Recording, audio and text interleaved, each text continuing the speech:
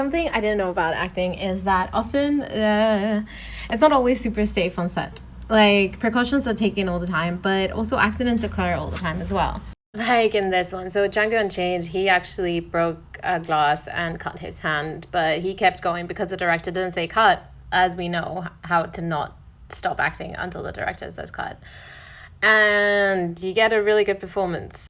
But yeah, that's true. Like, for instance, I know of an actor who told me he was shooting, I believe, somewhere in Iceland, somewhere really cold, and he got a really bad cold, but he still needed to keep shooting. So yeah, I would say acting is not for the faint of heart. Also, like, I've heard so many times that sometimes you're on set for like 16, 17 hours, especially like for TV.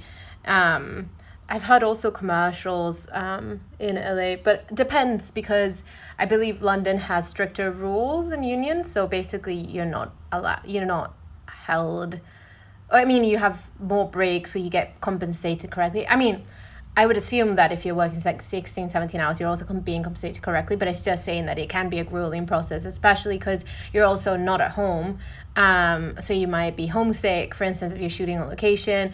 It might be really hot, in which case we have to take care of ourselves first and foremost. Like, story time, the first time I did an acting role, or one of the first times I did it, I was a lead at a short film, and I was so excited, so happy, and mind you, like, I was excited about the opportunity, but anyway, and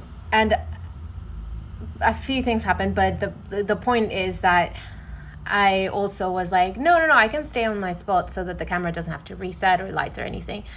But what I didn't take into account was that the sun was shining really strongly, and I was just like so excited to be there that I wasn't really conscious about what it would do to my body, and basically I just was really sick for the following days. And yeah, so basically you have to be looking out for yourself when you're on set. Like, everyone's focused on their own jobs, and that's it. Like, if you're concerned that you have something in your teeth, for instance, in between, and then you go to the makeup person and you're like, hey, am I okay? They will literally only look at your makeup, but maybe you have something sticking out in your hair, but the only person that might see that, like really, really see that, or, would be the hair.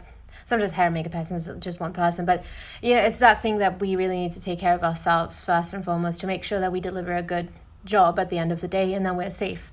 So yeah, just follow if comment questions all to do with acting. I want to share as much as I can so that you're safe and good.